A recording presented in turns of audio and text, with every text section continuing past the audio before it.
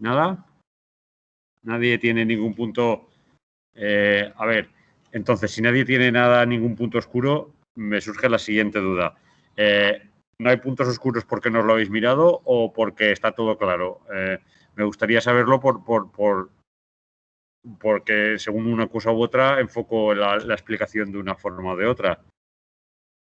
¿Alguien se lo ha estudiado? Vamos a decirlo así. ¿Alguien se lo ha estudiado el tema?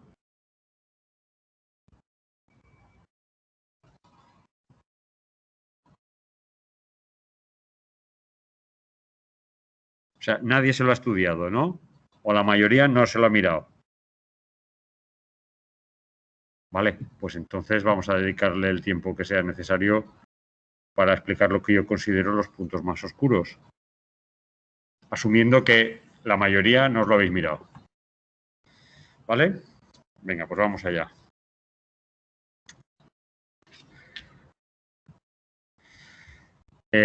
Lo primero, tú estás en Teams, ¿no? ¿Se ve las transparencias? ¿Estoy compartiendo? Vale. Vale, bueno, pues entonces en este tema, como ya os dije, también versa sobre seguridad, pero además versa sobre la capa 1 y la capa 2 de las redes Wi-Fi. ¿Por qué? Pues porque se supone que en la asignatura previa a esta, en Fundamentos de Redes de Computadores, visteis la capa física y visteis la capa de acceso al medio, pero pero la de redes cableadas, ¿vale? No la de redes Wi-Fi. Entonces aquí, antes de entrar en consideraciones de seguridad, hay una parte que es la explicación de la capa física y de la capa de acceso al medio de las redes Wi-Fi, ¿vale? Por eso tenemos dos partes. La introducción a las redes WLAN. WLAN viene de Wi-Fi LAN, ¿vale? Que es el estándar 802.11, y luego la segunda parte ya es la de seguridad, ¿vale? Entonces, comenzamos estudiando la capa física y luego la capa de enlace, ¿vale? Aquí me voy a centrar en la capa física en los aspectos más importantes que nos van a determinar cómo es la subcapa de acceso al medio, ¿vale?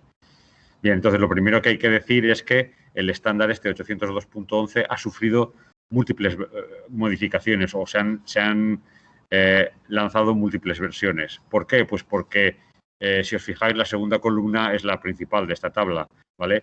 El estándar ha ido aumentando su velocidad conforme los requisitos de velocidad pues aumentaban en el uso de las redes, ¿vale? Con el advenimiento de las redes multimedia, pues cada vez se necesitaba más y más ancho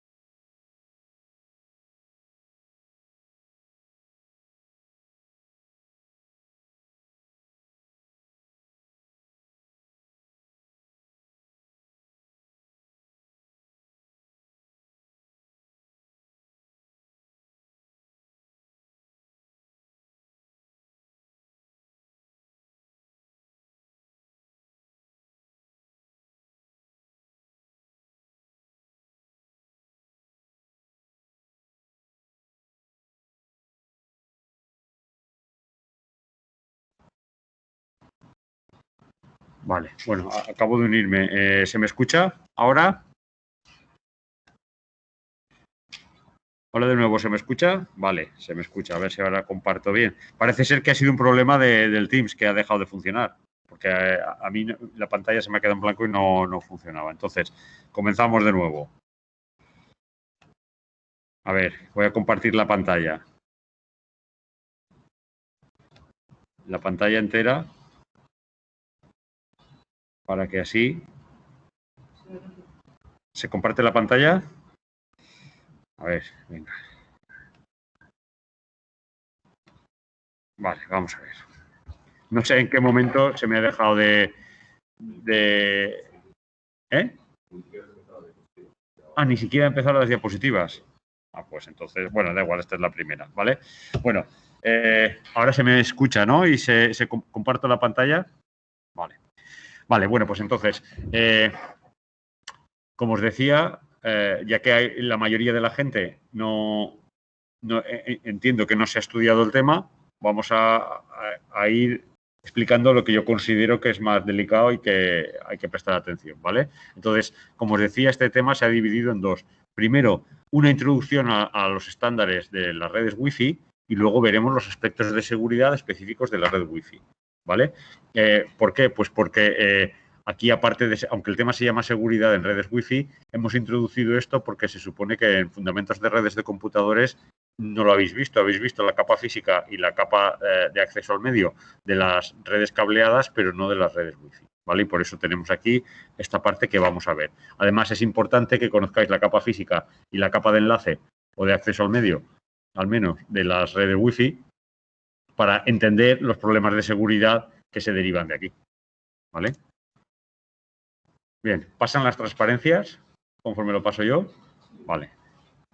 Vale, bueno, entonces, lo primero, aquí tenéis la ristra de estándares que han ido apareciendo con el tiempo, ¿vale? Entonces, aquí la columna importante o la columna que determina la razón es la segunda columna, ¿vale? Que nos dice cómo ha ido evolucionando la velocidad, ¿vale? Es decir, se han ido lanzando nuevos estándares conforme los requisitos de ancho de banda de las redes pues aumentaban, ¿vale? Con su extensión.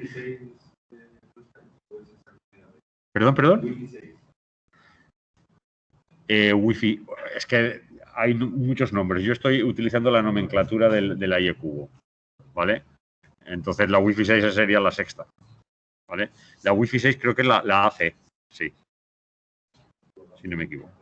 Vale, aquí tenéis lo mismo, pero una diapositiva donde es cronológica, ¿vale? Donde aparece el año, pero vamos, no tiene mayor importancia, ¿vale? Decía antes también que aquí el hecho destacable o lo más destacable de esta transparencia, ¿vale? Es que fijaros que el estándar actual, que es el 811AC, ¿vale? Define entre 3 y 4 antenas. Lo tenéis ahí abajo definido como Spatial Streams, ¿vale? Bueno, y por supuesto también lo más destacado es que hay un salto cualitativo, ¿vale? En el throughput a nivel de MAC, ¿vale? Que pasamos ya a un throughput de entre 1,52 y 2,26 gigabits por segundo. Es decir, el ancho de banda ha ido evolucionando, ¿vale? En la capa física ahora es capaz de soportar un ancho de banda bastante más grande, ¿vale? ¿Por qué? Pues porque en las redes Wi-Fi es típico soportar desde streaming de televisión varios canales a la vez, porque podemos tener múltiples usuarios. En fin, los requisitos de ancho de banda han ido aumentando con el paso del tiempo, ¿vale? Bien. A continuación, y aquí es donde me había quedado, ¿vale? Vamos a ver topologías básicas. Cuando se refiere a básicas, se refiere a las más comunes, ¿vale? De topologías Wi-Fi. Por supuesto, la característica fundamental del estándar 802.11 de las redes Wi-Fi es que utilizan solo ondas radioeléctricas, por lo tanto, topologías en sí no hay ninguna. Esto es simplemente los ejemplos de cómo se utilizan o el uso más frecuente de las redes Wi-Fi junto con las redes cableadas, ¿vale? Entonces, aquí tenemos un ejemplo típico donde tenemos un punto de acceso de la red Wi-Fi, ¿vale? Y a través de un hub ya lo unimos con la red cableada, ¿vale? Otro ejemplo es cuando utilizamos una red Wi-Fi para configuración externa, ¿vale? Es decir, otro uso típico es cuando queremos utilizar una red Wi-Fi para evitar el tener que ir a un proveedor de servicios. es el caso típico de una corporación, una empresa o una institución que dispone de varios edificios donde están tan cerca que si se ponen antenas, pues hay visión directa y, por tanto, pueden unirse mediante Wi-Fi. ¿Cuál es la característica principal? Fijaros que hay un detalle muy importante. La Wi-Fi es una red privada, ¿vale? No tienes que ir a un proveedor de servicio y puedes unir las redes que haya en los distintos edificios simplemente con una red Wi-Fi. Si hay antenas que mantienen una visión directa entre ellas. Si no, no. ¿Vale? Con lo cual, este es un uso bastante típico. No tanto en España como en Estados Unidos, ¿vale? Y luego aquí tenemos otros ejemplos de topologías típicas, ¿vale? La superior izquierda pues nos dice el ejemplo típico donde se utiliza como repetidor, ¿vale?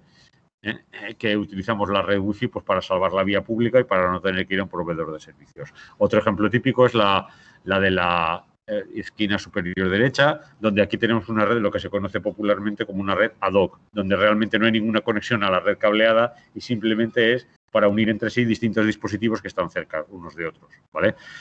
Otro uso menos conocido es cuando se utiliza una red Wi-Fi como bucle de abonado, para establecer bucles de abonado, pero esto, por supuesto, es un uso que solo dan los proveedores de servicio, ¿vale? Son capaces de utilizar redes Wi-Fi como bucles de abonado, ¿vale? Y finalmente, pues, el uso de celulares, claro, el uso de móviles, de teléfonos móviles, ¿vale? Todo el mundo tiene un móvil y todo el mundo sabe cómo funciona esto, ¿vale? Entonces, como hay tantas posibles configuraciones, las topologías se han dividido en WLAN interiores y WLAN exteriores, ¿vale? Esto no tiene más. Entonces, lo importante de esto, o las consecuencias importantes de esto, es cómo se configuran los routers. Y esta es la transparencia que hay aquí, ¿vale? Para que no oírme, se ve la transparencia, ¿vale? Entonces, aquí vemos en la parte superior izquierda el uso más común, ¿vale? El uso más común de las redes Wi-Fi es cuando nosotros ponemos nuestro punto de acceso. El punto de acceso puede ser el router Wi-Fi que tenemos en casa, ¿vale? O puede ser un módem, pero lo más común ahora aquí y aquí en España es que sea un router Wi-Fi, ¿vale? Entonces, el modo root es cuando utilizamos el router Wi-Fi para conectar nuestra red Wi-Fi, nuestra red inalámbrica con la red cableada, ¿vale? Entonces, ese se conoce como modo root, ¿vale? En este caso, siempre el router Wi-Fi va a tener dos tarjetas de red, ¿vale? Una inalámbrica y la otra conectada a la red cableada, ¿de acuerdo? Entonces nos va a hacer, puede funcionar como un puente, ¿vale? Puede funcionar como un repetidor y ya veremos que esto tiene influencia en cómo son el formato de trama de las redes Wi-Fi, ¿vale? Otro modo de funcionamiento es el modo bridge, ¿vale? El modo bridge es cuando utilizamos los routers Wi-Fi simplemente para conectar entre sí dos redes cableadas, ¿vale? Y finalmente el modo repetidor es parecido pero ligeramente distinto al modo bridge. Fijaros que en el modo repetidor simplemente lo utilizamos dos routers Wi-Fi para cubrir la distancia que separa la red Wi-Fi de la red cableada, ¿vale? Cuando utilizamos los routers Wi-Fi para cubrir la distancia que separa dos redes cableadas, entonces es el modo bridge, ¿vale? Vale, pasamos. Yo, por favor, como solo estoy viendo la presentación en modo pantalla completo, no veo si hay alguien que me hace algún comentario entonces, si sois tan amables y lo dicen, o si no, estoy hablando ahora a los de casa, si veis que no os contesto, pues hablar por voz, interrumpirme por voz y así, claro, porque es que si no, no me podéis interrumpir, ¿vale? Vale. Bien, entonces, en VLAN interiores, aparte del modo root, tenemos lo que se conoce como el modo Extended Service Set.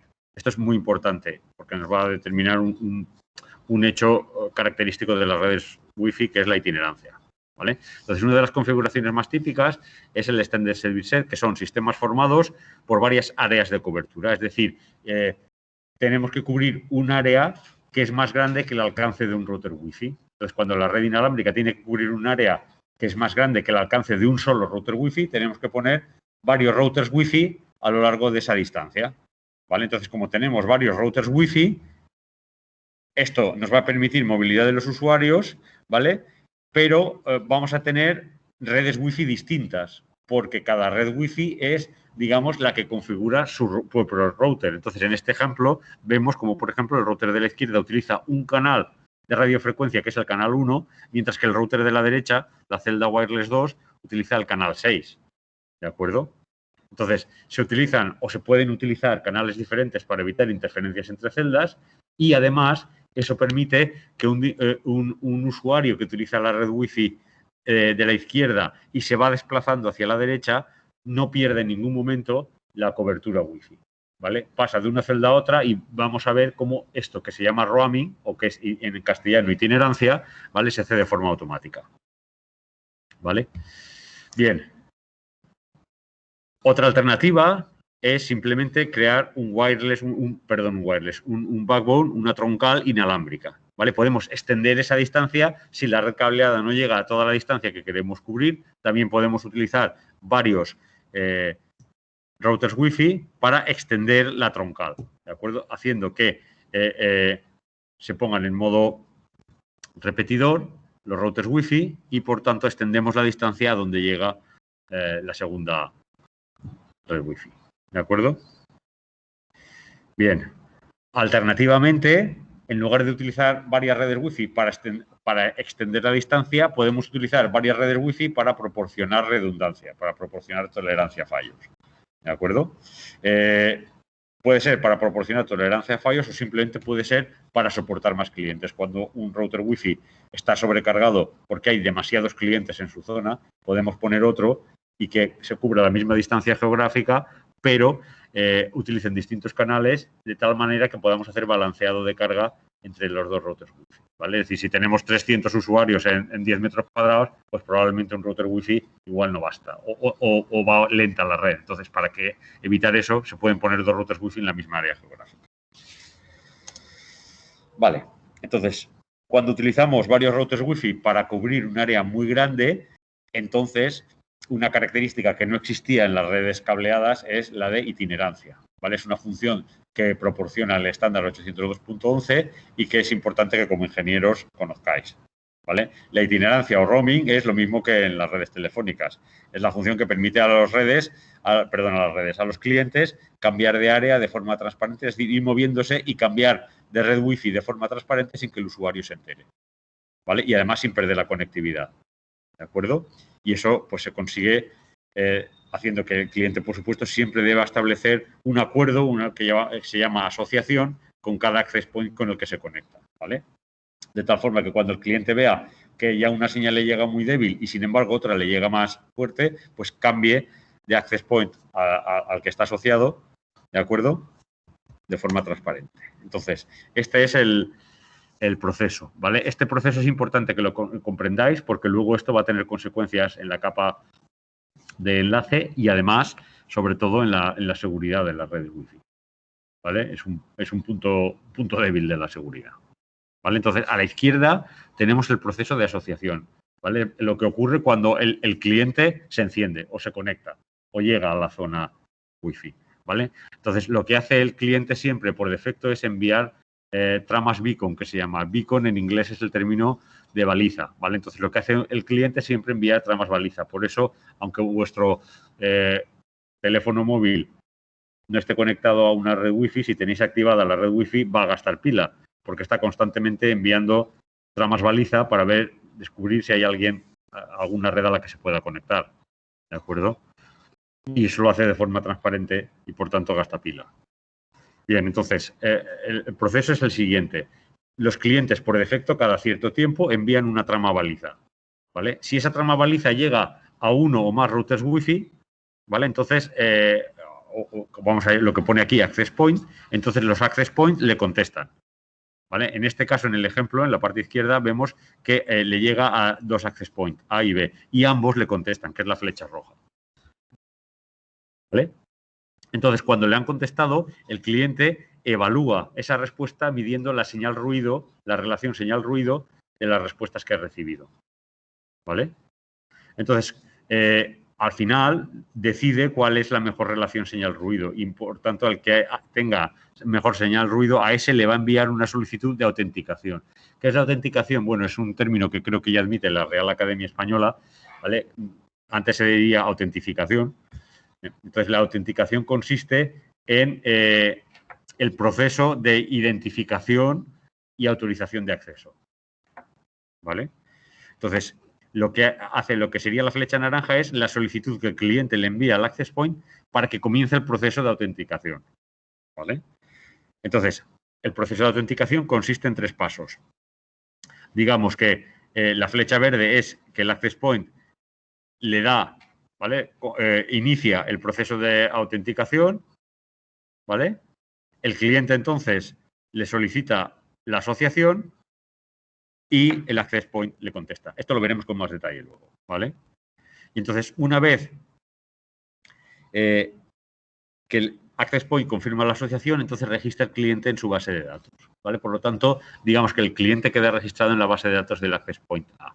¿Qué ocurre si este cliente se va desplazando hacia la derecha? Pues ocurre que en un momento dado, como las tramas beacon, las tramas balizas siempre continúan mandándose, al final resulta que llega un momento en que la relación señal-ruido es mejor con el access point B. Y entonces lo que hace es que en un momento dado el cliente solicita la asociación al access point B, ¿vale? Entonces el access point B lo confirma y registra al cliente y además, y en esto la flecha está al revés, es el access point B el que informa al A de que tiene que quitar a ese cliente de la base de datos, ¿vale? Es el nuevo access point el que le dice al viejo access point que quite el cliente de la base de datos una vez que se ha asociado, ¿vale? Bien, entonces aquí tenemos cómo los distintos estándares han ido mejorando en la escalabilidad, en la capacidad de tener más clientes asociados.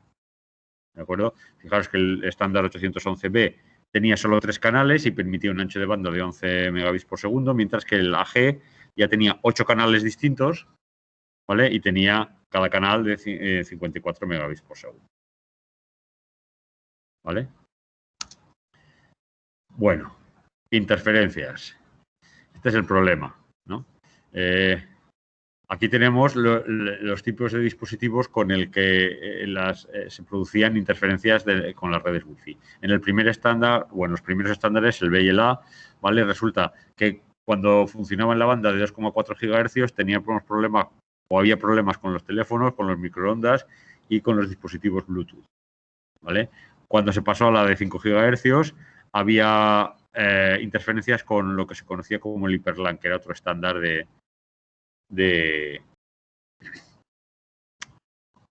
telefonía o de redes, ¿vale? Y lo que pasa es que este estándar al final desapareció y por lo tanto la banda donde menos frecuencias hoy en día, donde menos interferencias ocurre es la de 5 GHz, ¿vale? Bueno, un problema muy importante, y esta transparencia es importante porque determina algunas características principales de la capa de enlace, ¿vale? Y además de lo que nos venden los fabricantes, ¿de acuerdo? Y es el ratio velocidad-distancia, ¿vale? El problema inherente a la capa física es que la atenuación en la radiofrecuencia es mucho mayor con la distancia y además depende de la frecuencia. Y aquí tenemos el problema. Fijaros, en la banda de 2,4 GHz la atenuación es relativamente menor. ¿De acuerdo? Fijaros como en la línea azul, ¿vale? Si tenemos una velocidad de 11 megabits por segundo, ¿de acuerdo? A 31 metros aún mantenemos ese ancho de banda o esa velocidad. Sin embargo, en la línea rosa comenzamos por 54 megabits por segundo, pero a 31 metros estamos ya a menos de 20 megabits por segundo. ¿De acuerdo? Es decir, en la banda de 5 gigahercios la distancia sí que es importante. Y más si encima tenemos barreras como muros de hormigón, etcétera, etcétera, que absorben aún más la señal. ¿Vale? Entonces, el problema de las redes Wi-Fi es que cuando el fabricante o el estándar dice que funciona a 54 megabits por segundo, es que funciona a 54 megabits por segundo si estamos, pues eso, a 5 metros. Eso no, entonces sí que lo garantiza, pero si estamos a 30 metros, pues probablemente los 54 megabits por segundo no se alcancen ni de casualidad. ¿Vale? Es decir, la atenuación es importante y además la atenuación depende de las frecuencias que utilizamos. Por lo tanto, no es lo mismo la atenuación en un canal que en otro. ¿De acuerdo? Ahora luego vamos a ver, todos los canales están en la banda de 5 GHz, pero hay pequeñas diferencias. Ya son muy pequeñas porque son los canales son del orden ya luego lo veremos, de 180 megahercios, ¿vale? Perdón, de 180 hercios, ¿vale? Con lo cual las diferencias son muy poquitas, pero sí que hay ciertas diferencias. ¿Vale? Entonces aquí tenemos, pues eso, la atenuación a las frecuencias más bajas, ¿vale? Y luego encima tenemos el problema de que el agua absorbe el espectro en 2,4 gigahercios, con lo cual si utilizamos redes de esta forma en climas lluviosos, pues aún es peor. ¿Vale? Bien, entonces, estas son las topologías que define la IE Cubo, ¿vale? Ya hemos hablado de ellas antes, ¿vale? El Basic Service Set, las redes ad hoc y el Extended Service Set. Así que en esta transparencia no me voy a extender, ¿vale? Importante, cómo se realiza el diseño de celdas, ¿vale? La idea es que cuando nosotros queremos cubrir un área amplia y queremos, digamos, hacer que distintas redes Wi-Fi cubran el mayor espacio posible, ¿vale? Tenemos que diseñar bien cómo hacemos ese reparto, ¿vale? Entonces, en la parte inferior izquierda tenemos el espectro de frecuencias de los distintos canales, ¿vale? Fijaos, por ejemplo, el estándar B, creo que es el 802.11b, define 11 canales distintos, ¿vale? Pero fijaros que aquí tenemos los canales. Fijaros que la mayoría de canales se superponen. Cada canal, digamos, sería cada ovalito de estos que aparecen en este diagrama. En este diagrama tenemos en el eje de las X las frecuencias, ¿vale? Y en el eje de la Y, digamos, las amplitudes. Por lo tanto, cada óvalo es un canal donde se puede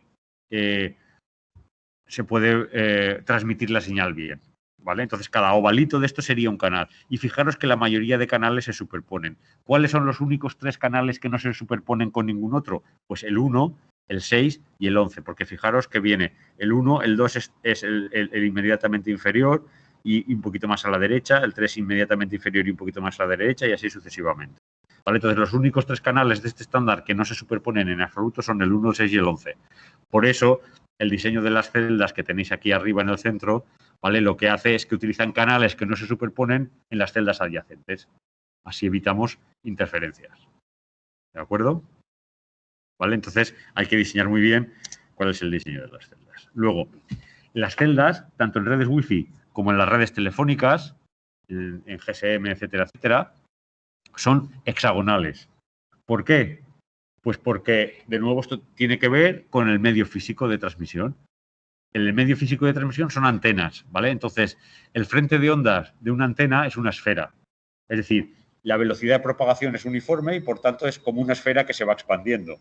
¿De acuerdo? Entonces, ¿qué ocurre? Si las celdas, ¿vale? Las celdas, digamos, son las áreas geográficas, ¿vale? Que se asignan a cada Wi-Fi, a cada router Wi-Fi. Entonces, si las celdas fueran cuadrangulares, ¿vale?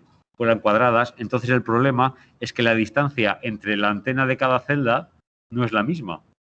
La distancia entre la celda central y las celdas norte, sur, este y oeste sería distancia D, pero la distancia entre celdas diagonales sería raíz de 2D. ¿De acuerdo? Entonces, así no es como se expande la onda. La onda se expande en todas direcciones igual. Por lo tanto, si utilizáramos celdas cuadradas, el problema es que el frente de onda llegaría primero a las celdas norte, sur, este y oeste y a las celdas diagonales llegaría luego, porque tendría que cubrir más distancia. ¿Vale? Entonces, habría un desfase ahí en la velocidad de transmisión. ¿De acuerdo? Llegaría antes a unas celdas que a otras. Sin embargo, si utilizamos celdas hexagonales, la distancia de la antena central al resto de antenas, al resto de zonas Wi-Fi, ¿vale? Es la misma en todos. Con lo cual, cuando la antena central genera una onda de transmisión, esa onda va a llegar a la vez a todas las celdas de su alrededor. ¿Vale? Es por eso por lo que se elige siempre celdas hexagonales cuando estamos hablando de celdas Wi-Fi, ¿vale? O redes Wi-Fi, ¿vale? Las celdas siempre son hexagonales, ¿vale? Y entonces, para hacer la planificación de las celdas, pues aquí tenéis 2 ejemplos, ¿vale? Cuando diseñamos el área de cobertura que tiene que tener los access points, ¿vale? Aquí tenemos un ejemplo donde tendríamos 4 redes distintas y tendríamos algunas áreas con cobertura mixta y otras áreas con cobertura solo de un acceso. ¿De acuerdo? Bien.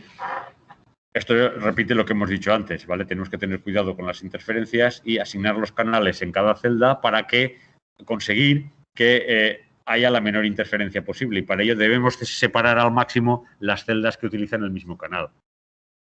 ¿De acuerdo? ¿Vale? Por eso las celdas que utilizan canales iguales deben separarse al máximo.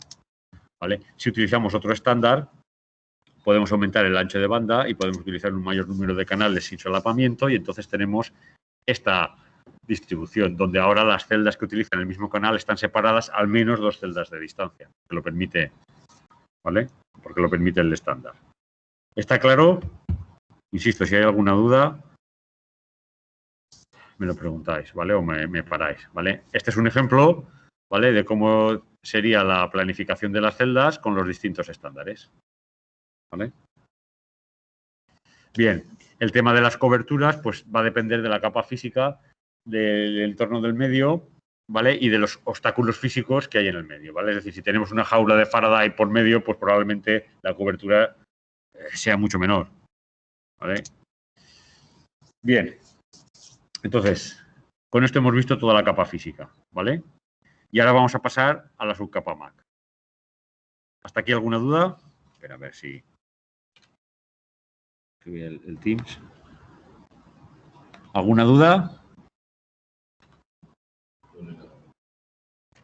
Vale, no parece que haya ninguna duda. Vale, seguimos.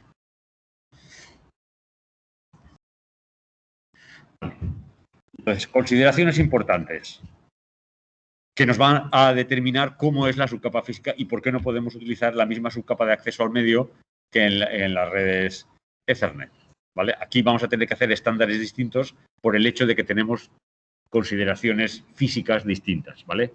En primer lugar, las direcciones MAC no están sujetas a una localización física, ¿vale? ¿Esto qué quiere decir? A ver, en las redes cableadas, por ejemplo, pensemos en la red de la universidad, tú sabes que la dirección MAC está en la roseta. O sea, la dirección MAC está justo al lado o en un entorno de 2 o 3 metros de la roseta, porque no hay latiguillos más lejos. O sea, como mucho latiguillos de 10 metros. Entonces tú sabes que las tarjetas MAC, que son las tarjetas del ordenador que tú conectas, las direcciones MAC no se van a mover. Entonces tú puedes tener muy claro dónde están.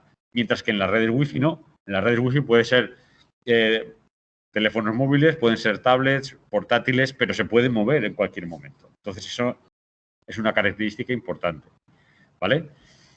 Otra característica muy importante es que la frontera del sistema no es observable físicamente. Es decir, yo pongo un router Wi-Fi y yo puedo decir hasta qué punto llega la red Wi-Fi y hasta qué punto no. ¿Llega el acceso? No, porque es como en la radiofrecuencia, la atenuación no es, digamos, no es cortante, no es, no es un bit, no es o llega o no llega, sino que la señal se va atenuando poquito a poco. No podemos definir una frontera limitada. No podemos decir esto llega hasta 3,67 metros. No, probablemente hasta los 4 también llegue, pero llegue según las condiciones atmosféricas y según o a lo mejor llega con un poquito más de atenuación, pero hay veces que llega, hay veces que no llega. ¿De acuerdo? Es decir, la frontera del sistema no es observable físicamente. Es más, a no ser que llegues un medidor de campo, ni siquiera es observable. ¿Vale? Tú sabes que a tu ordenador le llega, pero tú no puedes ver la señal.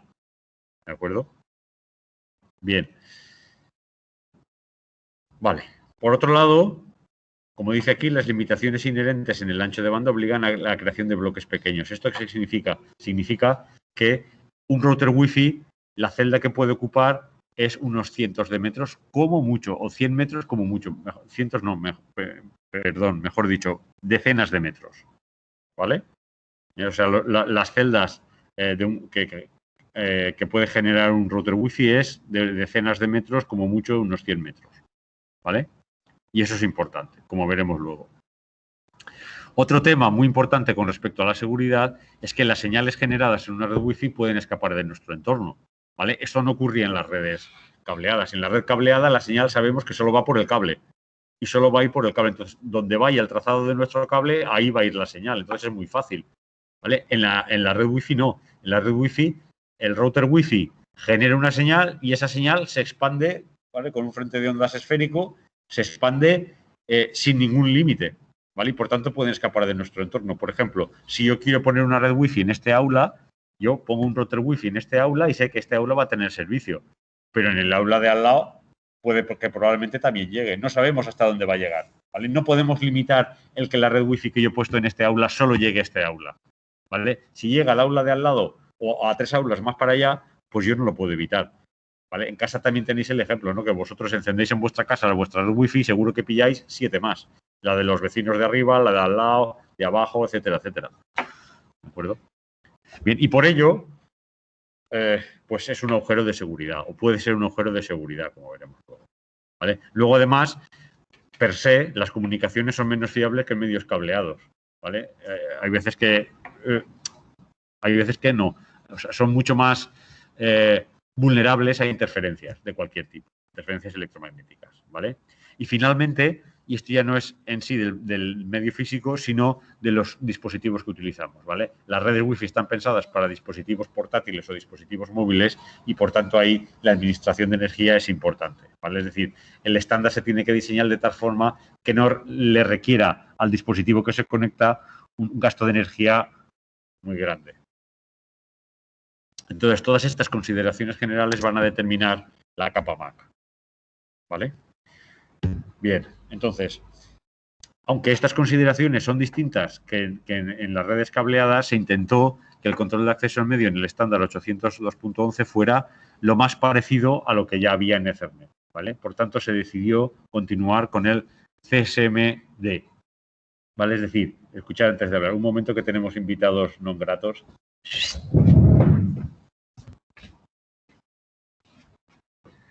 Vale, ya, que vienen unos gatos colgándose en el aula. Bueno, a ver, ¿dónde iba? Ah, sí, vale, el control de acceso al medio, ¿vale? Entonces, con el objetivo de proporcionalidad, la mayor compatibilidad hacia atrás, ¿vale? Vamos a utilizar el concepto de escuchar antes de hablar, ¿vale? El Carrier Cells Multiple Access, ¿vale? Carrier Cells Multiple Access es exactamente igual que en Ethernet. Sin embargo, como tenemos estas peculiaridades, no vamos a utilizar el CSMA-CD, ¿vale? ¿Por qué? Pues, en primer lugar, el medio de transmisión es menos fiable puesto que es de radiofrecuencia. Pueden haber muchas más interferencias, ¿vale? Va a aparecer el problema de la estación oculta, ¿vale? Como el alcance de las redes es mucho más pequeño, ¿vale? Es más pequeño que en las redes cableadas o, dicho de otra forma, no sabemos hasta dónde llega el alcance de una red Wi-Fi, ¿vale? Pues esto va a proporcionar situaciones que veremos a continuación que pueden ser problemáticas si utilizáramos el mismo estándar, ¿vale? Luego, además, hay que tener en cuenta que en las redes Wi-Fi los terminales no pueden monitorizar el canal, ¿vale? Entonces, como no monitorizan el canal, no pueden saber cuándo otra estación está transmitiendo, ¿vale? Y finalmente, la zona de cobertura radioeléctrica, como hemos dicho antes, pues no está exactamente delimitada, no hay un límite exacto, ¿vale? Bien, por ello, en lugar de utilizar el CSMA-CD, en las redes Wi-Fi se utiliza el CSMA-CA, ¿vale?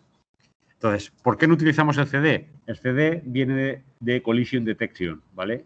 En las redes cableadas, las estaciones, las tarjetas de red, pueden detectar fácilmente cuando ha habido una colisión en la cual ellas mismas estaban involucradas, ¿vale? Entonces, si tú sabes que tu transmisión ha generado una colisión, puedes parar la transmisión y repetirla. Pero eso es muy difícil de hacer en redes Wi-Fi, ¿vale? ¿Por qué? Pues porque en el medio radioeléctrico es muy difícil comprobar si ha habido una colisión por la transmisión que yo he generado. Tú puedes detectar una colisión, una interferencia, pero no sabes si esa interferencia ha sido generada por tu transmisión, ¿vale? Bien, entonces, el protocolo GSMA-CA es el siguiente, ¿vale? Es decir, este es el protocolo que utiliza cada estación Wi-Fi cuando quiere transmitir una trama Ethernet, ¿vale? Este es el algoritmo que ejecuta. Cuando quiere enviar una trama, escucha el medio a ver si alguien está transmitiendo. Si el canal está libre, entonces la estación transmite. Y si está ocupado, entonces espera a que no solo a que el emisor termine, sino a que el emisor haya recibido el acuse de recibo de la trama que envió, ¿vale? Entonces, después del acuse de recibo, después de que le llega al transmisor el acuse de recibo de la trama que envió, entonces se espera un tiempo aleatorio. ¿Vale? El tiempo aleatorio se mide por intervalos de una duración constante, lo que se llama slots de tiempo. ¿Vale?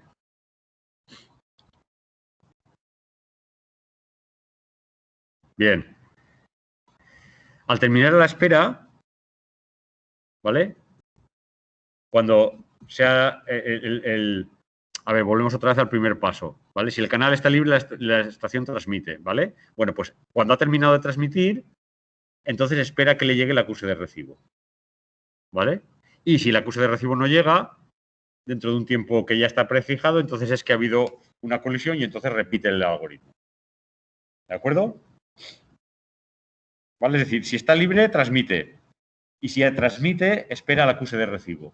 Si llega el acuse de recibo, pues ya está. Y si no llega el acuse de recibo, inicia otra vez el proceso, porque significa que ha habido una colisión, ¿vale? Y si el escuchar estaba ocupado, entonces espera no solo a que se termine esa transmisión, sino a que el que ha transmitido reciba el acuse de recibo. ¿De acuerdo?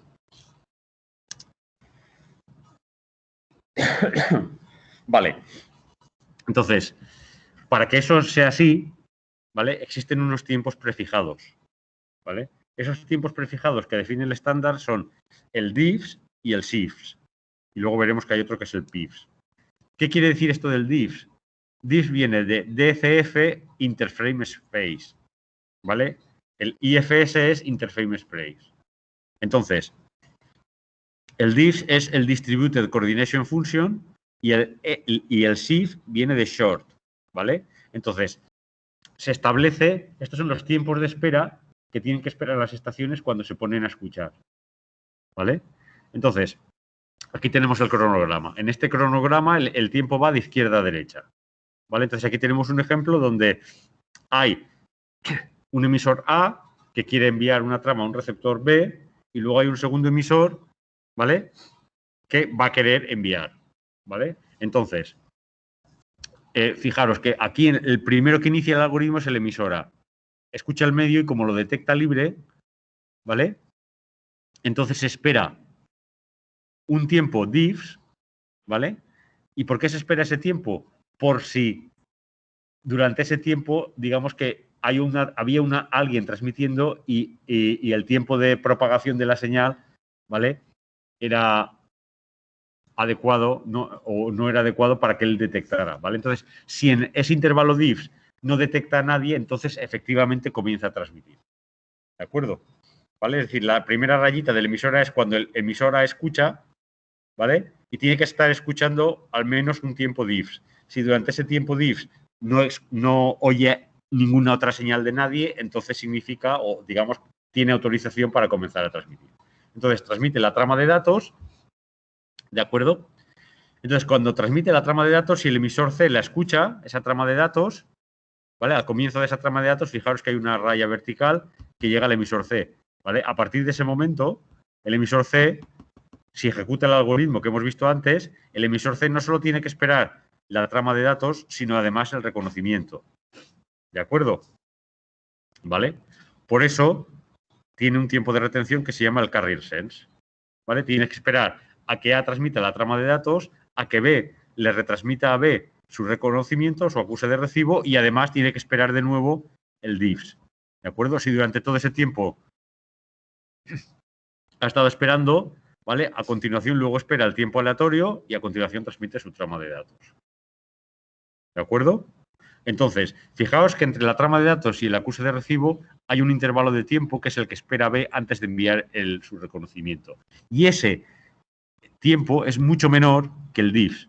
El shift precisamente se pone mucho menor que el diffs para que el receptor tenga una probabilidad casi del 100% de ganar el acceso al medio para transmitir su reconocimiento, su acuse de recibo. ¿De acuerdo? Entonces aquí tenemos los intervalos temporales, ¿vale? Entonces fijaros que la diferencia entre el shift y el diffs, tenemos aquí un cuadro en la esquina inferior izquierda, ¿vale? Es de 10 a 50 microsegundos o en el otro estándar de 28 a 128. ¿De acuerdo? ¿Vale? Entonces, fijaros que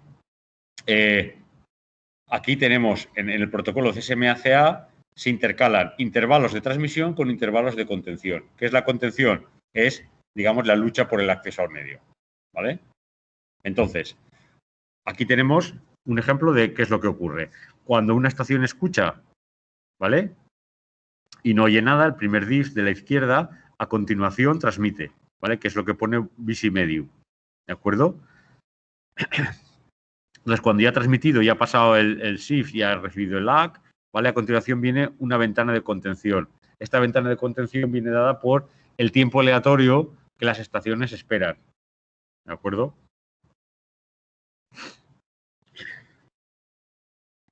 Bien. ¿Qué problemas hay en todo este protocolo? Pues, por supuesto, las colisiones, que pueden haber colisiones, pero las colisiones no significa que las redes funcionen mal. El protocolo es tal que permite colisiones, permite que haya colisiones, ¿vale? Pueden producirse porque dos estaciones en espera elijan el mismo número de intervalos para transmitir, ¿de acuerdo? Y también se produce cuando dos estaciones deciden transmitir a la vez, ¿vale? Bien, y luego tenemos el problema de la estación expuesta y el problema de la estación oculta, ¿vale? Fijaos, aquí tenemos el problema de la estación expuesta. Aquí tenemos un ejemplo donde tenemos 4 estaciones, A, B, C y D, ¿vale? Cuyo alcance, ¿vale? El alcance de una estación es, digamos, hasta dónde llega, hasta dónde se puede escuchar la señal que genera, ¿vale? Porque ya hemos dicho que el medio físico tiene una atenuación mucho más grande que en el medio cableado, ¿vale? Entonces, fijaos, el alcance de A sería el círculo de líneas punteadas rojo, el alcance de B el de líneas punteadas negras, el alcance de C el de líneas punteadas naranja y el alcance de D el de líneas punteadas azules, ¿de acuerdo? Entonces, lo primero, el primer punto sería que B tiene un dato para transmitir, ¿vale? Entonces, ¿qué es lo que hace? Ejecuta el algoritmo que hemos comentado, el CSMA-CA. Y entonces no escucha a nadie, detecta el medio como libre y transmite, ¿vale? Que es lo que pone como el punto número 2.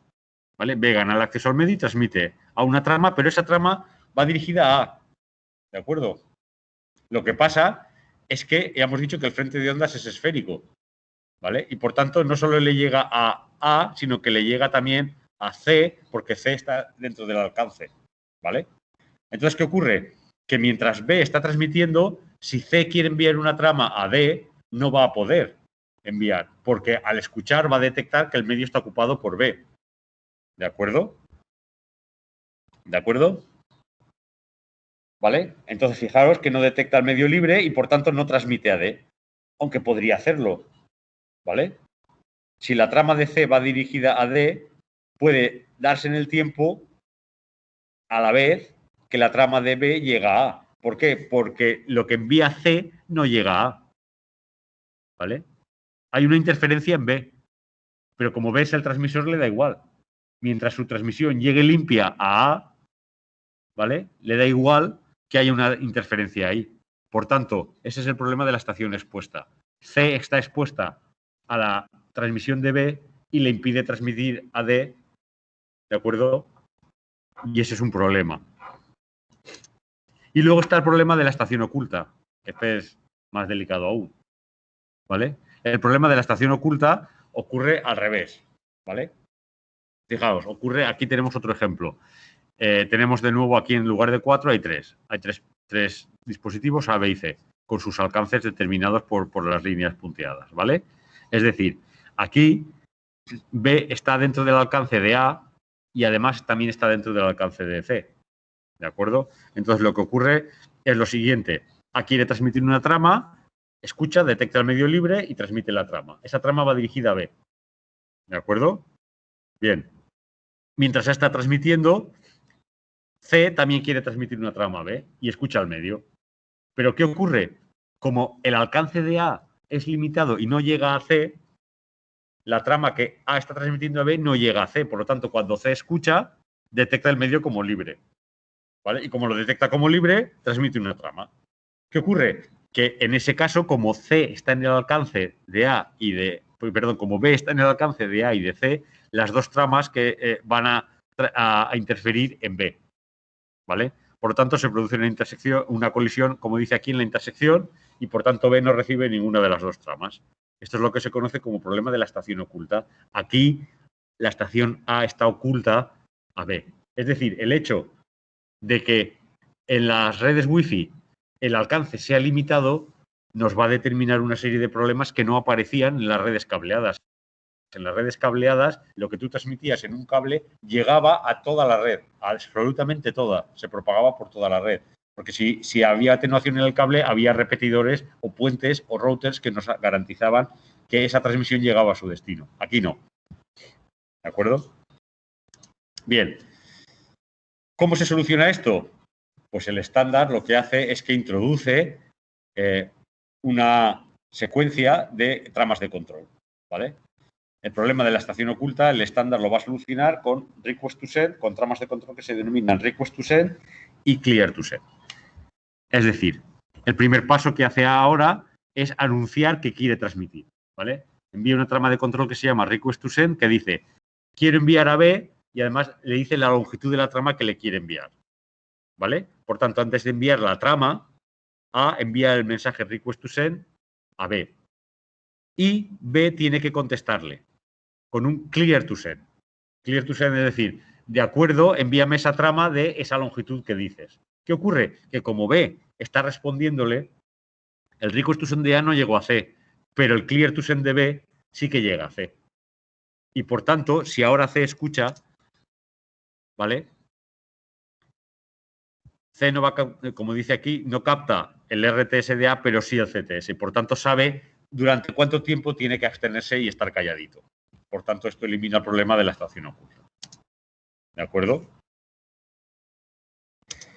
Vale. Y por tanto, ahora A puede enviar su trama seguro de no colisionar. ¿Vale? Por tanto, este sería un ejemplo, ¿vale?, de las colisiones. En esta transparencia tenéis aquí los distintos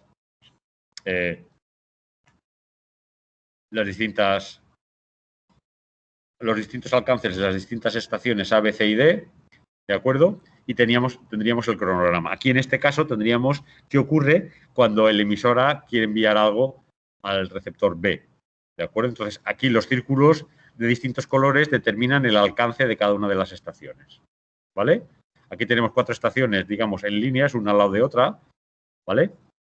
Y entonces, fijaos, cuando el emisor A quiere enviar algo, escucha el medio y si lo detecta libre, lo primero que hace es enviar un request to send. Como C está en el alcance de A, simplemente al detectar el clear to send, ¿vale? C ya sabe que hasta que no llegue el ACK, ¿vale? Ya no puede emitir, porque A quiere emitir, ¿de acuerdo? Y por tanto, C, digamos, se abstiene durante todo este tiempo que pone no disponible, ¿vale? Como D no está en el alcance de A, ¿vale? D no se entera del request to send.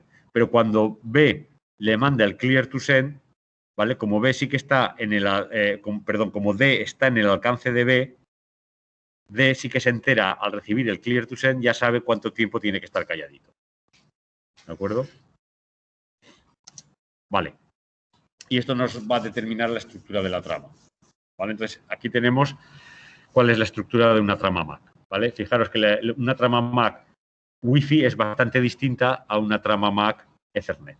¿Vale? Aquí tenemos primero 2 bytes de control de trama. ¿Vale? Estos bytes de control de trama están ampliados, digamos, en los bits que hay debajo. ¿Vale? Entonces, la parte de arriba son bytes, la parte de abajo son bits. Son los 2 bytes, son los 16 bits del control de trama. ¿De acuerdo? Que va a ser bastante importante. Bien, entonces, una trama MAC Wi-Fi tiene primero 2 bytes de control, luego otros 2 bytes que indican la duración de la transmisión. Y luego tenemos 3 campos de dirección, ¿vale? Que luego veremos cómo se utilizan, ¿vale? A continuación tenemos otros 2 bytes de números de secuencia, porque podemos enviar hasta ráfagas de 65.536 tramas, ¿vale? Luego tenemos otros 6 bytes de dirección, finalmente el campo de datos y luego el checksum. El campo de datos y el checksum son los mismos que en la trama Ethernet, ¿vale? Y las direcciones van a ir cambiando, ¿de acuerdo? Bien. Entonces, aquí tenéis explicado en esta transparencia cuáles son los distintos bits del control de trama, ¿vale? MF indica que siguen más fragmentos, reintentos indica que la trama es un reenvío, ¿vale? Incluso hay un bit que sirve para despertar las interfaces de red. Fijaros que así se ahorra energía y, por tanto, las redes Wake on LAN, ¿vale? Las tarjetas de red Wake on LAN son capaces de encender el ordenador, ¿de acuerdo? De encender el sistema, ¿vale? Cuando le llega una trama con este bit a 1, lo que hace la tarjeta Ethernet es encender el sistema, ¿de acuerdo? Bien, aquí tenéis, en fin, todo lo que significa, ¿de acuerdo? Excepto unas cosas que vamos a ver ahora, que es el hacia DS y desde el DS, ¿de acuerdo? Entonces,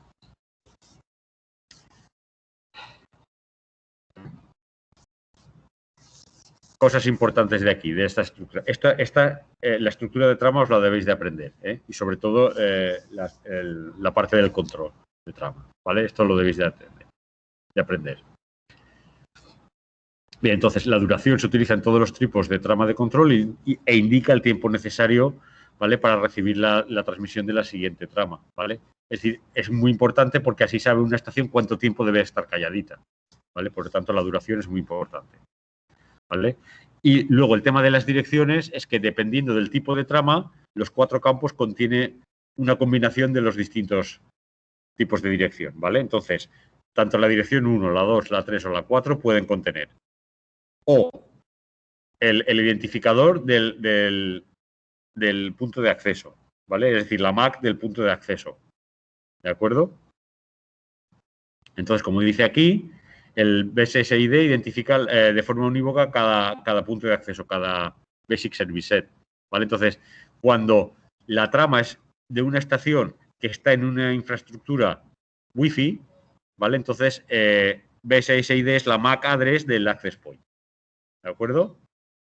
Cuando la trama es de una estación que está en una red ad hoc, ¿vale? Entonces es la generada aleatoriamente de la estación que inició la red ad hoc, ¿vale? Luego, importante, destination address es la dirección MAC de la estación que puede ser inalámbrica o fija, que es el destino final. Fijaros que estamos en el nivel de enlace y este simplemente es la subcapa de acceso al medio. Como estamos en el nivel de enlace, ¿vale? Aquí tenemos que poner cualquier dirección MAC, ¿vale? Y la dirección MAC puede ser de una estación fija o de una estación inalámbrica, ¿vale? Entonces, la dirección de destino es siempre la dirección final, la dirección de destino de esa trama, ¿vale? Que puede ser distinta de la receiver address, ¿vale? Entonces, la dirección de destino, destination address y la source address son las direcciones fuente y final, ¿vale? La dirección origen y final, ¿vale? Y las direcciones receiver address y transmitter address son quién en la red es el receptor y quién en la red Wi-Fi es el transmisor, ¿vale? Porque puede que no sean inicio y destino finales de las redes, como veremos a continuación, ¿vale? Entonces, luego tenemos los 2 bits muy importantes del control de trama, que son el toDS y el fromDS, ¿de acuerdo? A ver, me estoy comiendo demasiado el tiempo y debería ir más rápido. Pero esto es importante y quiero que lo sepáis, ¿vale? Entonces, a ver, los bits toDS y fromDS nos dicen si la trama viene de una red cableada o si va a una red cableada. Es decir, nos dice dónde está la dirección origen y dónde está la dirección de destino, ¿vale? Si la dirección de origen es la red cableada, entonces el bit from DS está a 1.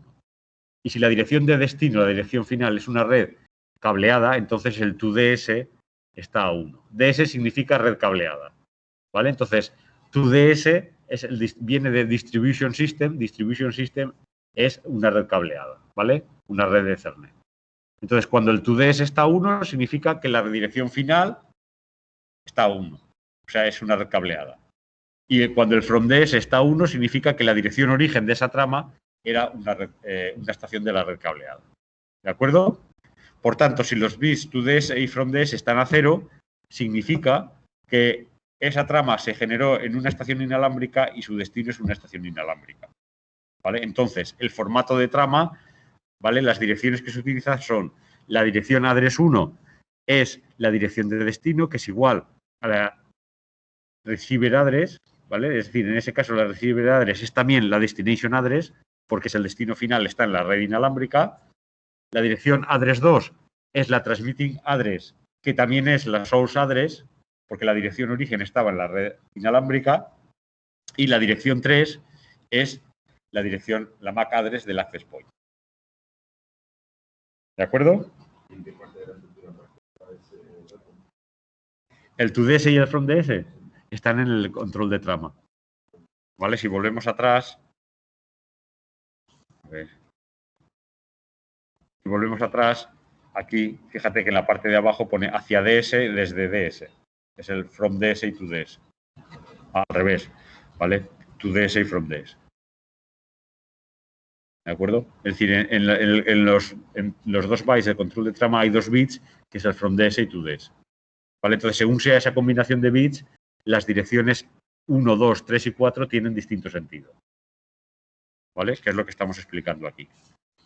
¿Vale? Entonces, cuando los bits toDS está 0 y fromDS está 1, significa que esa trama se generó en la red inalámbrica, porque fromDS está a 1, por tanto viene de la red cableada.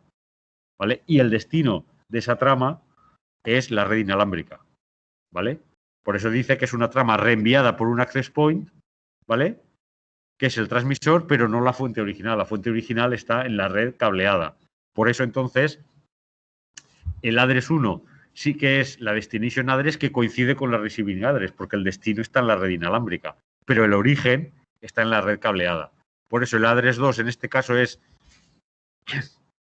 el que genera la trama inalámbrica, ¿vale?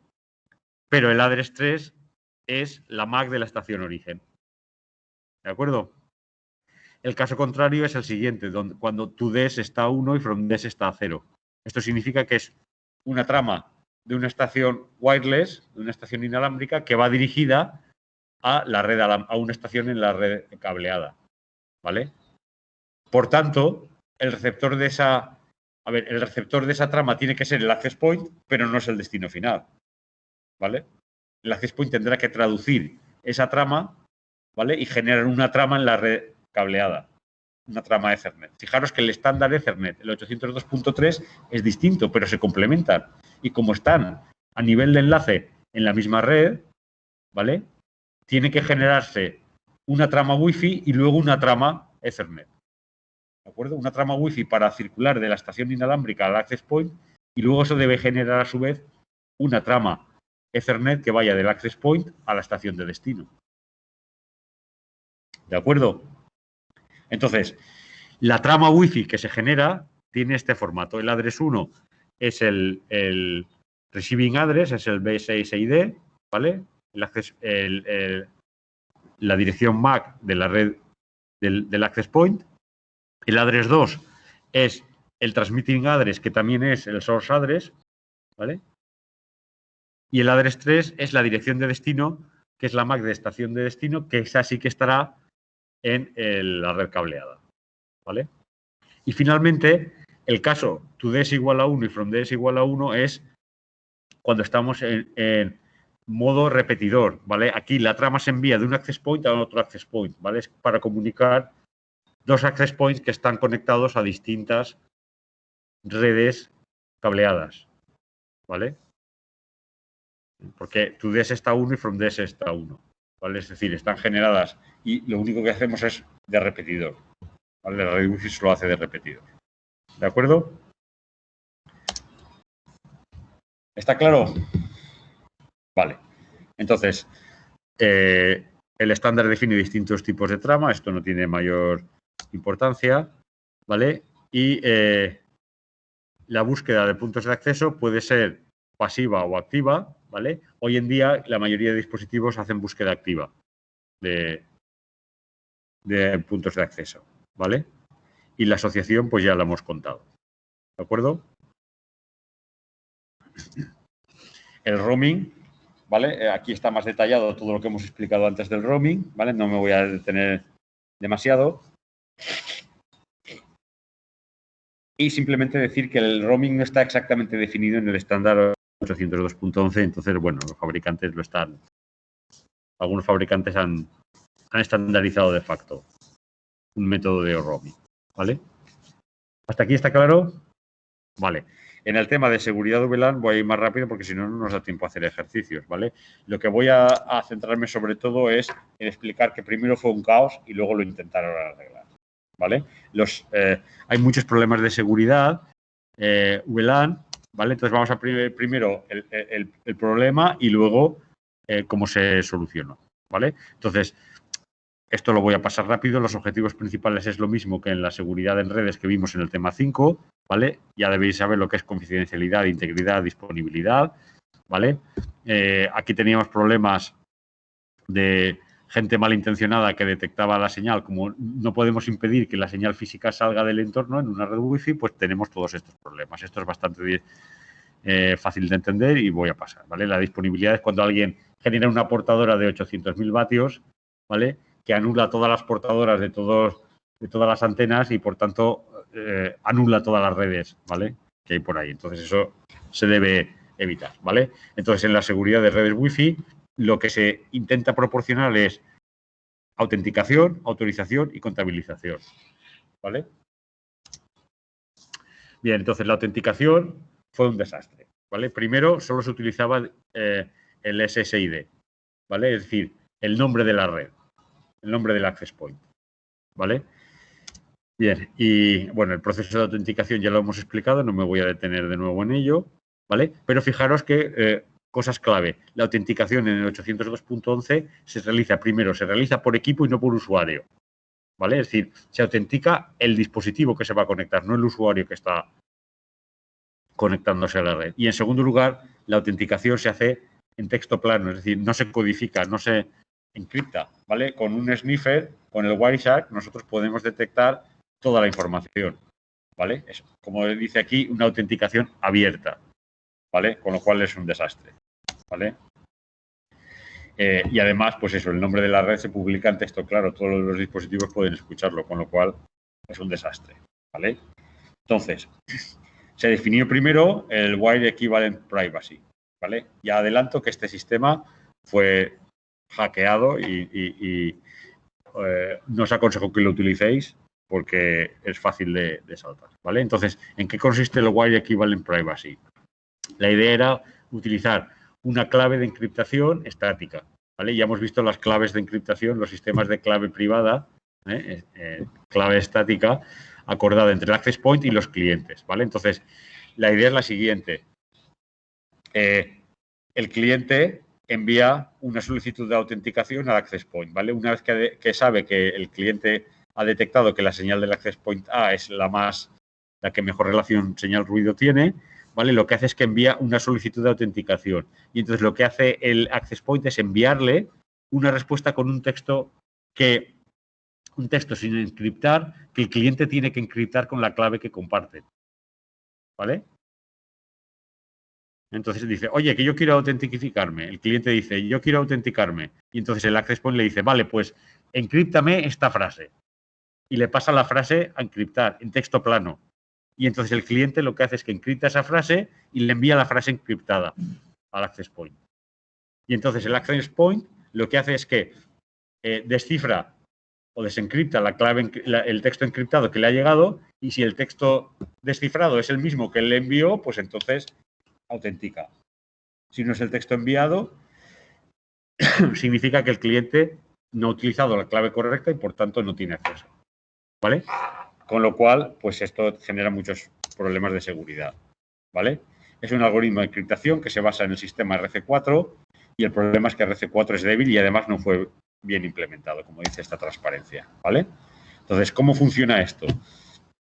Fijaros, el cifrado significa, tenemos una clave de cifrado que es aquí el key, entonces el stream cipher o cifrado de flujo es el siguiente. Básicamente, el cifrado consiste en coger el texto plano, ¿vale? El texto que queremos cifrar y hacer un XOR, ¿vale? Con la clave de cifrado, con el flujo de cifrado, ¿vale? El key stream es el flujo de clave. ¿Qué es el flujo de clave? A ver, si yo tengo un texto plano de longitud indefinida, pero mi clave es de, por ejemplo, 70 bits, pues entonces, claro, joder, otra vez los gatos. Es un desastre. Vale, a ver, como iba diciendo. Para cifrar un mensaje simplemente tenemos que coger el mensaje en texto plano y cifrarlo, ¿vale? Perdón, cifrarlo, hacer el XOR con el flujo de cifrado, ¿vale? Entonces, para eso solo tenemos que conseguir que el flujo de cifrado sea de la misma longitud que el texto plano, porque es la XOR bit a bit, ¿vale? Entonces, para conseguir que el flujo de cifrado o el keystream sea de la longitud del texto plano, hay una función de cifrado que coge la clave, que es de longitud fija, ¿vale? Y genera un flujo de cifrado. ¿De acuerdo? Eso es lo que tenemos en la parte superior derecha. ¿Vale? Entonces, una vez que tenemos el flujo de cifrado que es de la longitud del texto plano, hacemos la XOR bit a bit y tenemos el texto cifrado. Alternativamente a esto tenemos el cifrado por bloques, donde lo que hacemos es que a partir de la clave, la función de cifrado cipher genera un flujo de cifrado de una longitud fija, siempre. ¿Vale? Y entonces lo que hacemos es que dividimos el texto plano en bloques de longitud del flujo de cifrado y hacemos la XOR bit a bit. ¿De acuerdo?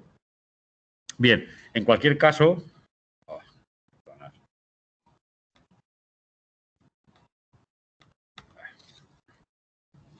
Si me deja cerrar esto que me está dejando... Tenemos alarmas diversas y ahora no me deja.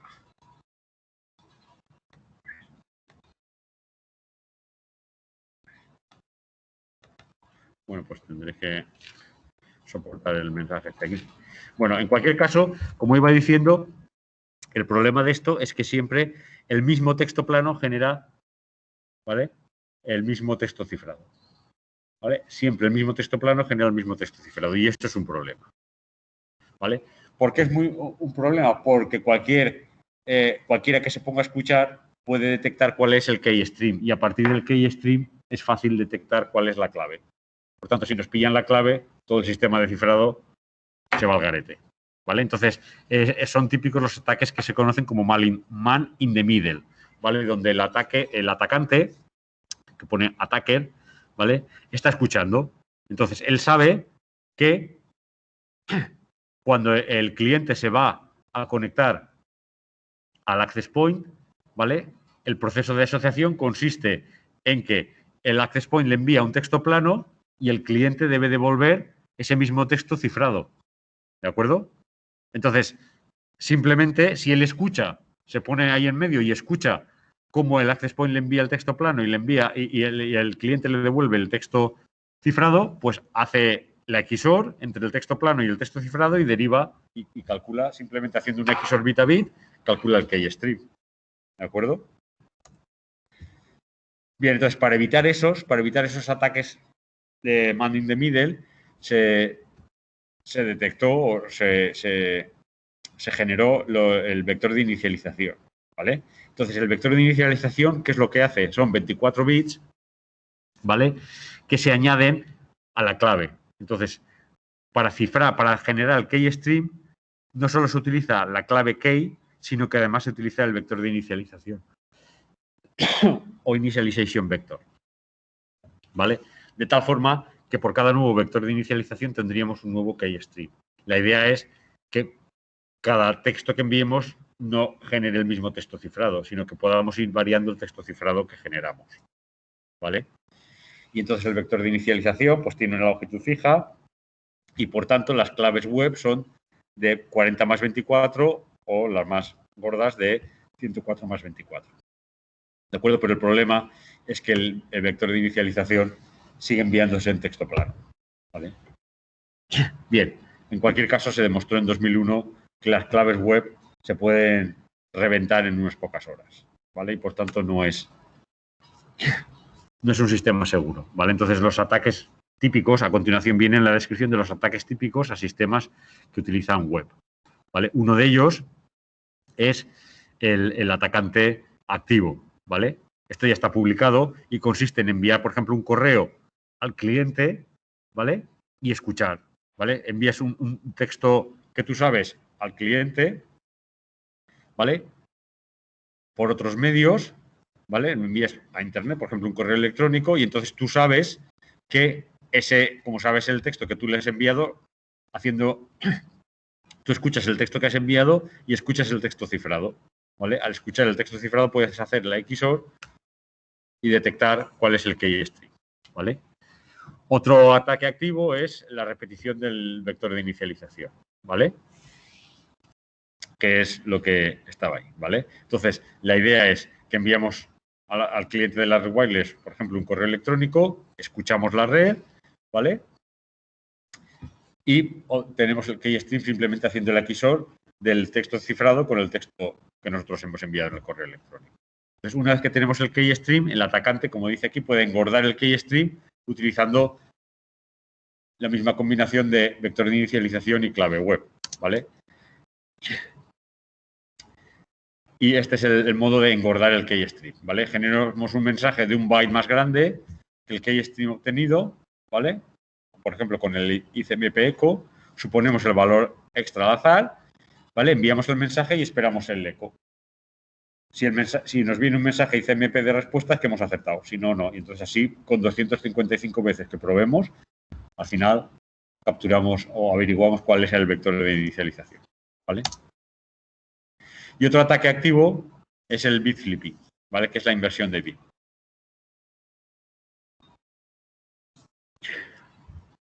Vale.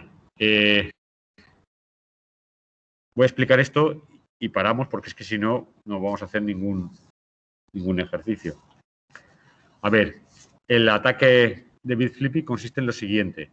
Capturamos una trama encriptada de la red wireless, ¿vale? Lo que hacemos es invertir aleatoriamente algunos bits del campo de datos. Como el formato de trama sí que es público y conocido, sabemos cuál es el campo de datos, ¿vale? Entonces, lo que hacemos es invertir aleatoriamente algunos bits del campo de datos.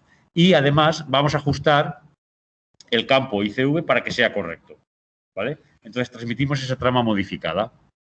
Cuando el cliente o access point recibe la trama y comprueba su checksum, como hemos modificado tanto el campo de datos como el checksum correspondiente, la va a dar como buena, ¿de acuerdo? Y entonces desencapsula el paquete de dentro de la trama, ¿vale? Y, por tanto, cuando llegue al receptor, solo va a detectar error cuando esa trama se desencapsule a nivel de red, ¿vale? Cuando desencapsule el paquete IP. Y, por tanto, cuando el paquete IP le dé un error, ¿qué va a enviar? Va a enviar un error conocido, que es un error ICMP. Y como enviará un error conocido, nosotros sabemos cuál es el texto plano que va a enviar en ese error, ¿vale? Y como sabemos el texto plano, solo tenemos que escuchar y coger la respuesta codificada y hacer la XOR con ese mensaje. Y entonces detectamos cuál es el keystream. Es decir, este es el ejemplo. Fijaros qué fácil es hacer un ataque de bit flipping. Cogemos la trama web, ¿vale? Y hacemos un XOR con los bits a 1 que queramos invertir. En este caso, los 3 bits centrales del campo de datos, ¿vale? Y por tanto ya tenemos cuáles son los bits invertidos. Pues para calcular el ICV correcto, lo único que tenemos que hacer es coger el ICV original y hacer un XOR, ¿vale? Cogemos los bits invertidos y el ICV original, hacemos un XOR y ya tenemos el nuevo ICV calculado. Con lo cual es muy fácil, ¿vale? Es muy fácil invertir los bits y calcular el checksum, el nuevo checksum correspondiente, ¿vale? Entonces, este sería el ataque, ¿de acuerdo? Le enviamos una trama con los bits invertidos, una trama web al access point. El access point al calcular el ICV va a decir, ah, vale, este checksum corresponde con la trama esta correctamente y por lo tanto le envía la trama con los bits de datos invertidos al router, ¿vale? Entonces el router en la capa 3 dirá, oye, estos datos están mal, ¿vale? El fallo del CRC, donde pone aquí a la derecha del todo fallo de CRC, es el CRC del paquete de nivel 3, ¿vale? El paquete IP. Y entonces cuando el paquete IP falle, le va a dar un error, un mensaje de error, ¿vale? En texto plano, que es el ICMP error, ¿vale? Pero el XMP error sabemos qué mensaje es y, por tanto, como tenemos un mensaje de error en texto claro predecido, cuando escuchemos lo que el access point le devuelve al atacante, ¿vale? Tenemos el mensaje de error cifrado. Entonces, si tenemos el mensaje de error en texto claro predecido y el mensaje de error que el access point le envía al cliente, hacemos un XOR y derivamos el keystring y ya tenemos la clave. ¿Vale? Por eso las consecuencias de web pues fueron desastrosas, ¿vale? Primero, no tenemos mecanismo de administración de clave, la autenticación es por equipo y no por usuario, ¿vale? Y además, si la clave secreta es descifrada, entonces si cambiamos la clave la tenemos que cambiar en todos los PCs y en todos los access points de la red. ¿De acuerdo? Y eso, pues bueno, eso motivó lo que viene a continuación, que no voy a explicar ahora. Vamos ahora a hacer ejercicios, ¿vale? Entonces, a ver, que lo tenemos por aquí. Vamos a ver.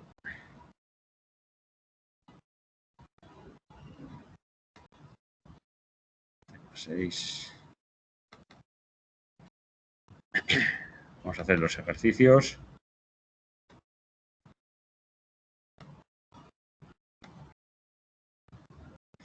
Venga. Vamos a hacer este primer ejercicio. A ver si consigo que esto se me vaya. Vale, ahora sí. Vale.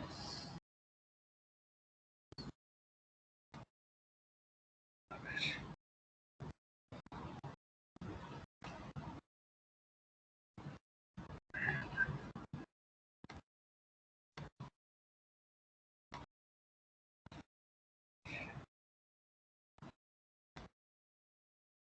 Vale, vamos a comenzar con este ejercicio. ¿Se ve la transparencia? Venga. Pues vamos a dibujar el cronograma correcto, ¿vale? Ahora fijaros que es un ejercicio distinto que el que hemos visto en la transparencia 39, ¿vale? En la transparencia 39 los alcances de A y de B eran distintos. Ahora los alcances de A y de B son mucho más pequeñitos. ¿Vale?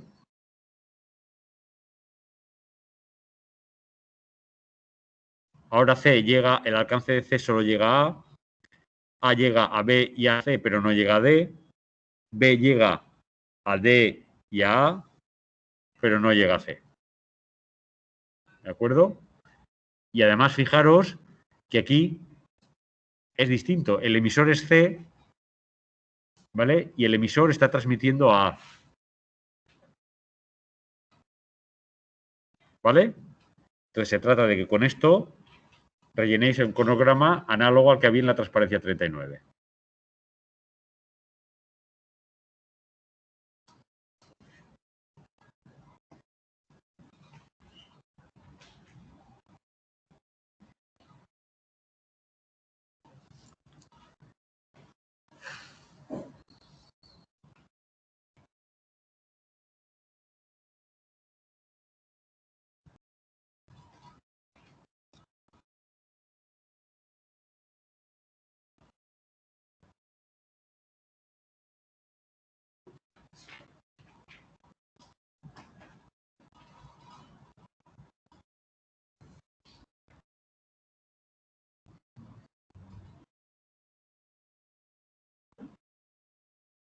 Es decir, tenéis que hacer algo parecido a esto.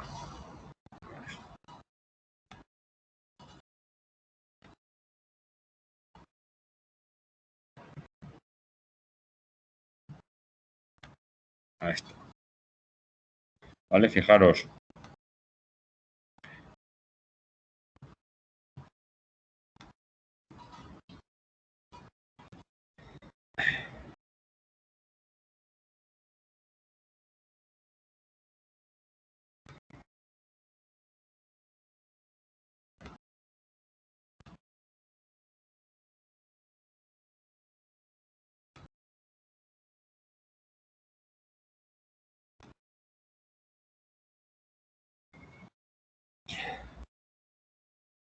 Que en la transparencia 39, en la parte izquierda, ¿vale? Aquí teníamos el cronograma de cuándo se envía el request to send, el clear to send, los datos y y el reconocimiento, y cuando el resto de estaciones se aseguraban o se enteraban de que tenían que abstenerse de transmitir, ¿vale? Básicamente eso es lo que quiero que pongáis, ¿vale? Fijaros que en la 39 las coberturas eran distintas y además los emisores y el receptor eran distintos.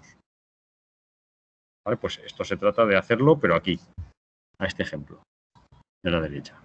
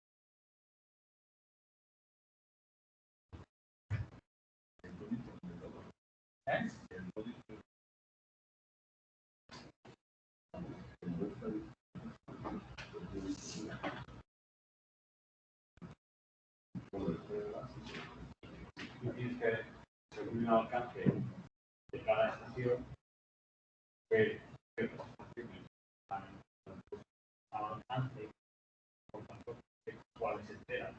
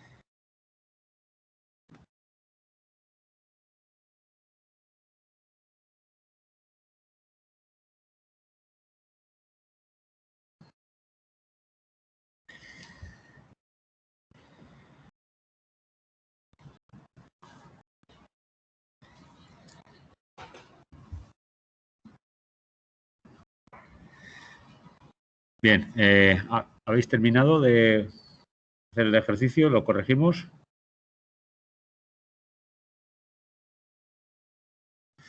Vale. ¿Eh? No, lo que voy a hacer es... a ver. ¿Perdón? Es que es más fácil, lo tengo resuelto, entonces voy a mostrar la transparencia que lo resuelve, por ser la primera, ¿vale? En el siguiente ejercicio sí que lo haremos poquito a poco, ¿vale? Porque es que como vamos mal de tiempo, prefiero que veamos si cada uno tiene su solución, que compare la solución que ha hecho con la mía y si hay diferencias, pues las comentamos, ¿vale? Vale, entonces, a ver. Vale, esta es la solución que yo propongo. No sé si la veis. ¿Se ve? Vale. Entonces, en este caso, fijaros que siempre es lo mismo. Primero del emisor un RTS, un request to send y luego un clear to send. Y luego del clear to send ya la transmisión de los datos y luego el ACK. ¿Vale? ¿Perdona? A ver, aquí me pregunta si el D debería ser no disponible. ¿Qué opináis? Tanto aquí en el aula como en casa. ¿La estación D debía tener algo o no? A ver qué dicen.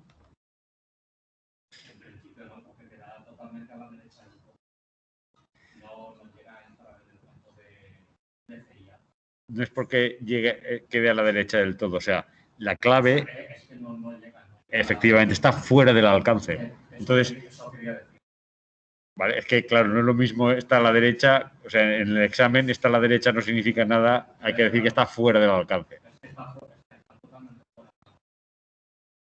Efectivamente, la estación D, si os fijáis, solo está en el radio de alcance de la estación B, ¿vale? Pero la estación B en este caso no participa ni como emisor ni como receptor, ¿vale? Entonces, a la estación D no le llega ni el request to send, ni el clear to send, ni los datos, porque los datos los envía C, ¿vale? Aquí lo que es importante es ver si la estación está en el alcance de alguna otra, si ella va a escuchar algo o no. C no escucha nada de nadie, porque B no transmite nada, ¿vale? Entonces C no se entera, ¿vale? No se entera de lo que está pasando, ¿de acuerdo? B sí, porque B está en el alcance de A y A es el receptor, ¿vale? Por tanto, B sí que se enterará cuando A emita el clear to send, ¿de acuerdo? Cuando A emita el clear to send, ¿de acuerdo?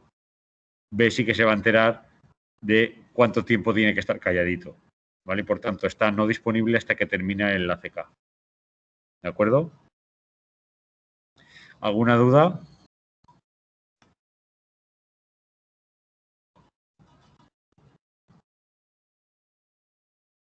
Vale, efectivamente, a D no le llega, como dice Ana, a SINS, a D no le llega el clear to send de A, no le llega nada, ¿vale? Vale, y ahora una pregunta capciosa, que es importante. ¿Cuánto tiempo pasa desde el request to send hasta el clear to send? ¿Qué es el mismo tiempo que pasa desde que terminan los datos hasta que comienza el ACK? ¿Alguien lo sabe?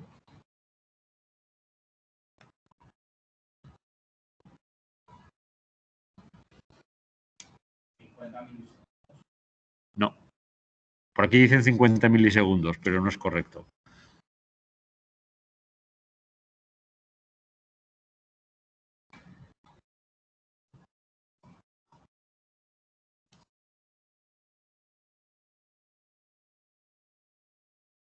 ¿Alguien puede decirme cuánto tiempo pasa entre el request to send y el clear to send y entre que terminan los datos y comienza el ACK?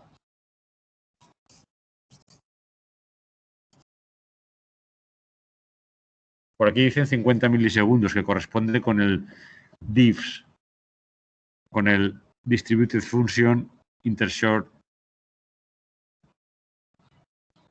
fame, pero no es el diffs.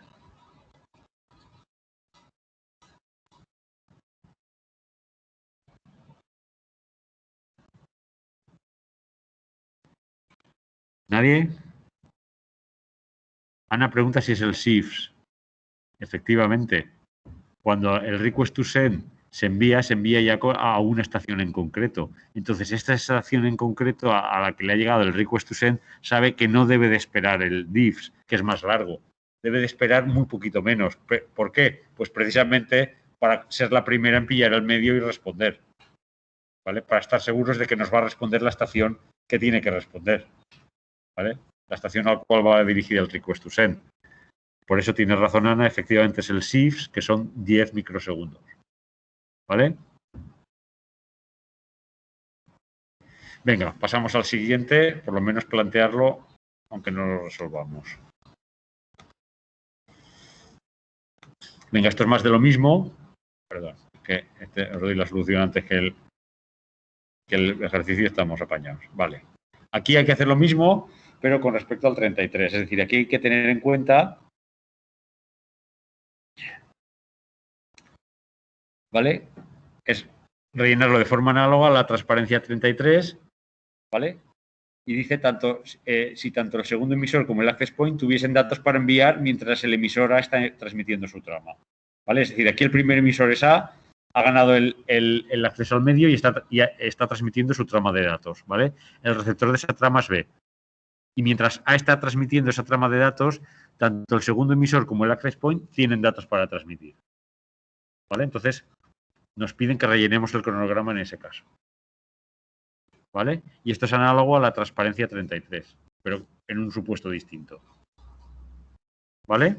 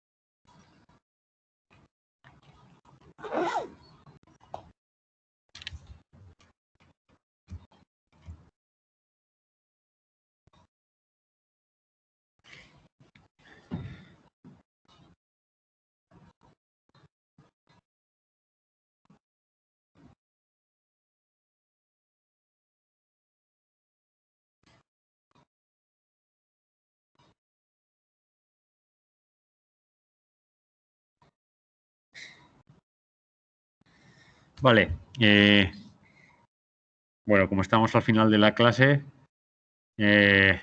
nada, lo dejamos aquí, ¿vale? Entonces, para la próxima clase, que ya solo nos queda una, será el día 22, ¿vale?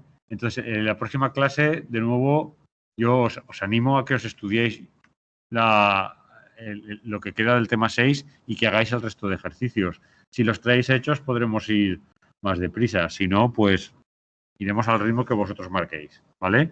Entonces, podemos hacer lo que queráis. Para el próximo día podemos hacer lo que queráis. Podemos hacer el examen podemos terminar de resolver los ejercicios. Podemos hacer el examen del tema 6 o podemos hacer un examen general del curso, como vosotros veáis. ¿Vale? Podemos hacer un examen general de ensayo de lo que será el examen final. Lo que vosotros me digáis, haremos. ¿vale? A mí me da igual, yo traeré, está preparado para hacer el examen del tema 6, pero si preferís hacer el examen general del curso, pues hacemos un examen general del curso.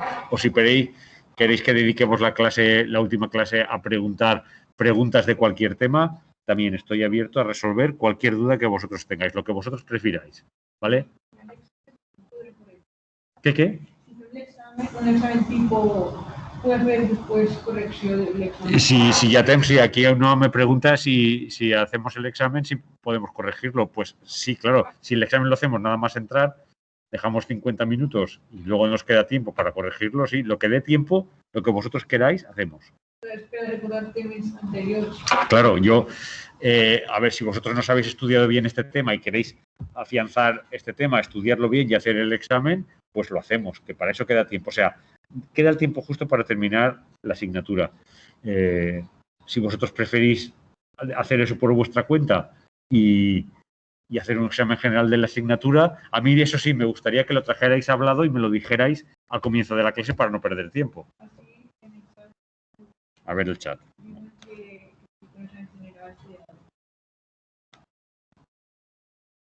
Un examen general vendría bien. ¿Estamos todos de acuerdo?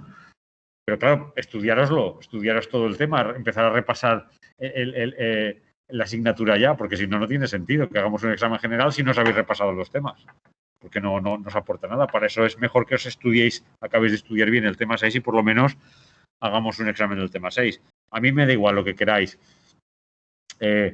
Incluso soy consciente de que ahora en un minuto y cada uno en su casa puede ser que nos pongáis de acuerdo. Pero lo que sí que os pido, por favor, es que os pongáis de acuerdo y me lo pasáis por correo antes de la clase o al comienzo, como mucho al comienzo. Hombre, yo preferiría que me lo pasarais antes de la clase para traer el examen preparado. ¿Vale? No sé quién es el delegado. Pero hablarlo entre vosotros, si no, hablarlo entre vosotros y a mí me decís una cosa, aunque sea en la víspera, me decís, Juanma, trae preparado un examen general. ¿Vale? Yo lo llevo. ¿Vale? ¿De acuerdo? Os ponéis de acuerdo y me decís si preferís el examen del tema 6, que ya está preparado, o si preferís un examen general. O si preferís resolver dudas de cualquier tema. Me da lo mismo. Lo que vosotros me digáis, yo me acoplo. ¿Vale? Pues nada más y nos vemos el martes que viene. Venga. Adiós a todos.